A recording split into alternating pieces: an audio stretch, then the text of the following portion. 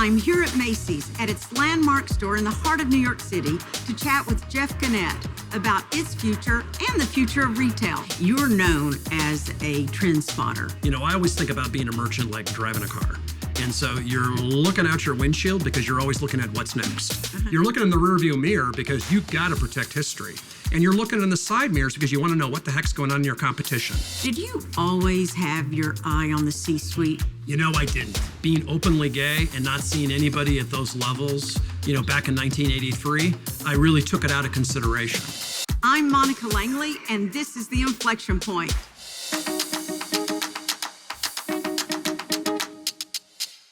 This is like the coolest place. I've been coming here for decades, and thank you for having us today. Yeah, it's great to be with you. When was that moment in your life when everything changed? So it was my first year in my career, and it was 1983, and I came out in college, and I had to make a decision as I was entering Macy's. It was Macy's, California, at the beginning of the AIDS crisis in San Francisco, and I had to make a decision, was I going to keep my personal life a secret, or was I going to integrate it into my professional life? And, you know, at that time, gay people, both inside and outside the workplace, they were facing big challenges. I didn't see gay people as role models within the company. And I thought, you know, is this gonna, you know, hold back my career? But I made the decision to, you know, basically work out loud, and I've never looked back. That's powerful, even though today, I mean, gay rights and acceptance have come a long way. But take us back to 1983. A lot of people don't remember or were even born then that are watching our show to know what it was like back then. I mean, AIDS was only discovered in 1981 or something, right? Yes. So, and then it was called the gay plague. I mean, it was a very discriminatory place back then. It was. So that was a very bold step for you to do that. When I really kind of weighed the pros and cons of this, you know, I was raised to be very, very truthful and live your full self. And I don't think I could have separated it. You know, I wouldn't have been the person and executive that I became if I had separated it. So I really didn't have a choice. So when you started at Macy's, how did you land there? I mean, you were at Stanford, right? I as was. An English major. And I'm sure Stanford got every big time employer coming there. From Goldman Sachs to who knows where. Okay, and the tech companies being in California. So what made you go to the Macy's to interview? So this is a good story. Take you back to kind of the spring of 1983, and Stanford at that point gave all seniors a number of interview points. And we each got like 400 points. And then when the IBMs and the MBIs came to campus, Xeroxes, all those were the companies at that point, it would take you 150, 200 points to be able to get into those interviews. The Macy's so you were interview, giving up a lot of points. Well, the Macy's interview was free. What does that say about Macy's? Well, you know, what it said was that you could practice your interview skills. You may not end up there, but you know, there was something about that. It was the idea about, it was the management experience that you could get at, at age 22. I thought I was going to stay for a couple of years. I thought I was going to go to business school, and here I am 38 years later. And, you know, I got the fever. I was running the young men's area. It was called the Tiger Shop in the Macy's Stanford store. And I'll never forget this. There was a short sleeve woven program called the Kingston Trio that arrived one day, and it was on the back wall, and about a third of it sold in the first day. Those were customers that found it. So I picked all the way in the back. All the way in the back. I picked it up and put it on a fixture right by the register. I called the buyer. I said, send more. And that SKU, that one shirt, ended up being about 30% of the entire business, and we ended up going in that store and for the company. That was the idea, that a customer with the right content, at the right value, with the right service, you'd immediately see the results of that in your sales, was just intoxicating. You're known as a trend spotter. Tell me about that. You know, I always think about being a merchant like driving a car. And so you're looking out your windshield because you're always looking at what's next. You're looking for what are the signals in pop culture that are going to define where customers are thinking about what they want on their body, what they want in their home. You're looking in the rearview mirror because you got to protect history. You got to know what are those things that produce profit. And you're looking in the side mirrors because you want to know what the heck's going on in your competition. If you're not looking at your competition at all times, you know, you're going to miss things. Well, let's go back a little to your inflection point, which really, I think, made you the perfect CEO to focus on diversity and inclusion, which is so important always and especially today. I think Macy's has been a front runner of this, but we're still in many respects in the early innings of this. And I would talk about it in a couple of ways. The first one is that I think we were always pretty good with diversity. And the idea about getting, all of the various, be it ethnicities or genders, into the tent. But getting them onto the playing field and getting them participating and figuring out a way to have them bring their authentic selves with their unique contributions to the fore, that's been the journey. And that's what we've really been focused on. We do a good job with pay equity. When you look across gender or ethnicity, whatever the job type is, wherever it is, we have 100% parity.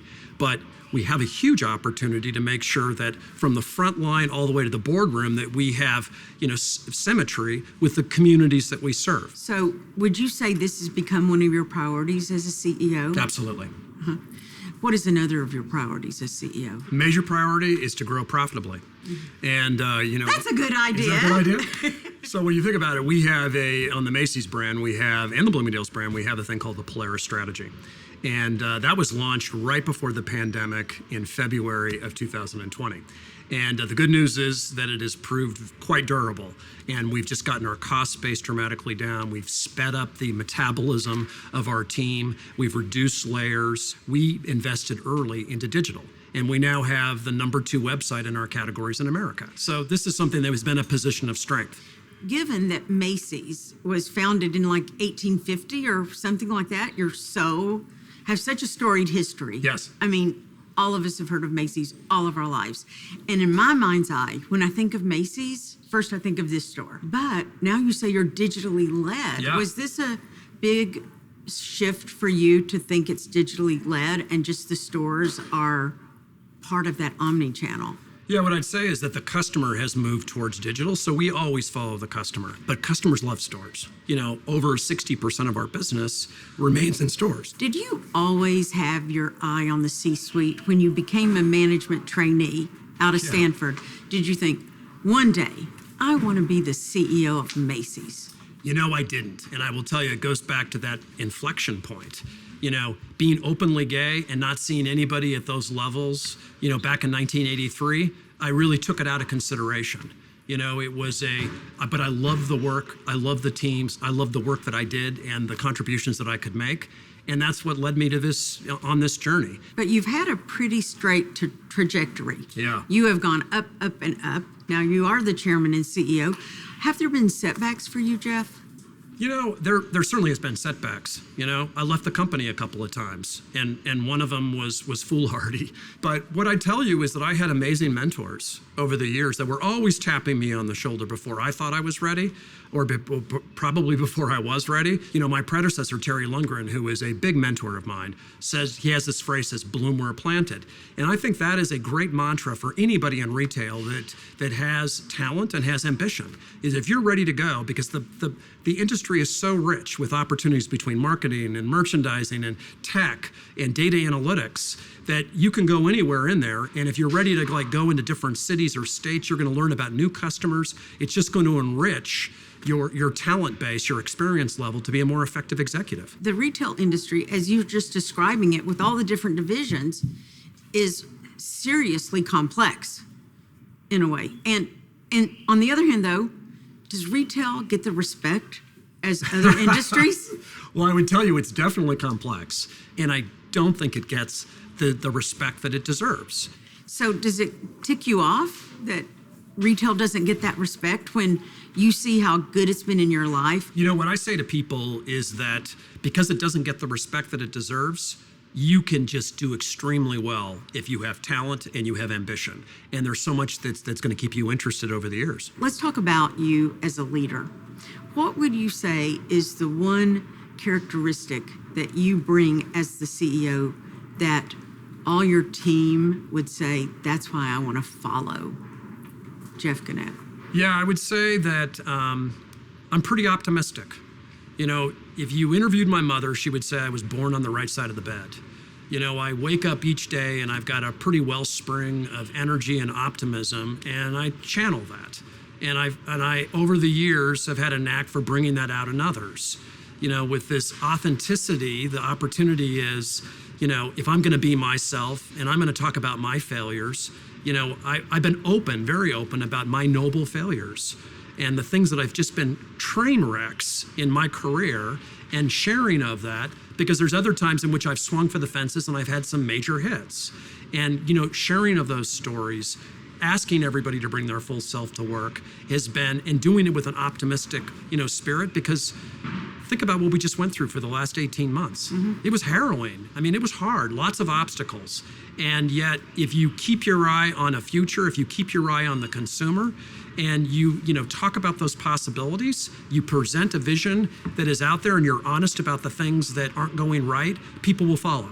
What I find is that by being vulnerable as an individual, as an executive, that breeds vulnerability in others. And that is a foundation that I think develops trust. Jeff, you've mentioned authenticity a few times. Why is that so important? So I know for myself, and I know have learned from others, that when you can bring your full self to your workplace, it just unlocks so much potential. You're not checking, yourself at the door. You're bringing all of your ideas, all of your thoughts, everything that you saw, everything that you feel into the workplace. And from that, it breeds creativity. It breeds, trust. It breeds the opportunity for you to exercise that which you believe and are passionate about. And when you can do that, if you can unlock people's ambition and talent with the passion that they have, you're going to win. Was that the key to your success? In retrospect, I think it was. I didn't know it at the time, but in reflection, I believe it was. Okay, let me ask you this. You go to stores. I do. Okay, do you go as Jeff Gennette, CEO, or do you slip in anonymously? So it's 50-50. Okay. So there is about 50% of my visits, they're scheduled. And it's I'm going there to see my team in action, and the stores look great, but I'm meeting with colleagues. My favorite thing to do is to really see and just get a sense of these amazing sales colleagues. And these are men and women that just are so passionate about their customers, and I learn so much from them. Half the time, I go in unannounced. But within about 5 minutes, I'm recognized. You are? Yeah, because I do a lot of video, and so I am recognized. But it's always good because I don't see the preparation. I see what the customer sees. Do you go to competitors? All the time. All the time? All the time. And they and don't their websites? They don't recognize me. Yeah, so they don't know who you are, so you're in there shopping. What if you're in a competitor? Yeah. And you see something that, I want to wear this. Can you buy it? So what I do, because I live in Brooklyn, I support a lot of local retail around there, and just being a good citizen of my part of Brooklyn, which is Park Slope. And there's a lot of really struggling businesses. I've always done that in all the cities I've lived in. I've taken advantage of local wares. But those are probably local businesses. Those are local businesses. What about other big department stores that are Macy's competitors? I don't buy from them. Never. I buy from Bloomingdale's and I buy from Macy's. Okay, so what about your daughter? What is she? Does the same rule apply? I'd love you to interview my daughter. My daughter doesn't buy anything at retail. She is simply secondhand. She goes into thrift stores. But she has you as her dad. Doesn't matter. She's got this sustainability bug in her head, and she's not going to do anything that is going to increase carbon footprint or any of the elements. How old is your daughter? She's 21. Does that drive you crazy? We've got beautiful stuff for you, honey. It gives me a good window into, her generation, which I find quite helpful. If she won't buy anything new, and she's only secondhand, how can you bring that mentality where your job is to sell new things? Well, first off, she's not, thank goodness, representative of all of American youth, which I love. A lot of people buy things. Actually, her inspiration was what led me, with James Reinhardt to do a collaboration with ThreadUp, which was an opportunity to basically bring, used clothing into our stores to kind of have that virtuous loop of apparel consumption.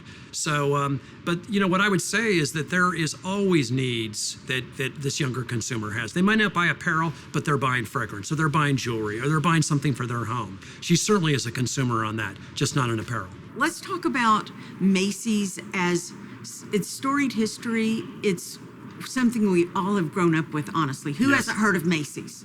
So many children and adults in this country have grown up on Thanksgiving morning with the Macy's Day Parade. And it's a very multi-generational store. My mother, when I told her I was interviewing the CEO of Macy, she goes, "My favorite store." And my daughter was born in New York City, and of course, Santa to her will always be the Macy Santa. Yes. So I ask you, as the parent of a daughter, as I am, will your legacy, as you're thinking about it, how can you ensure that our daughters will one day, not anytime soon, but will one day bring their children to Macy's? You know, making the brand relevant in the 21st century, and we're on our way. You know, we definitely have had some setbacks. But I think that with our strategies and our ambition, the brand is eternal. I really do believe that. It's now our opportunity to execute our strategy, because when we make happy customers, we make happy shareholders. And so that's our journey. We feel like we've got the right path. We now just need to continue to execute it. Thank you so much for having us in Macy's today, Jeff. It's been a pleasure. It's been a pleasure, Monica. Great spending time with you.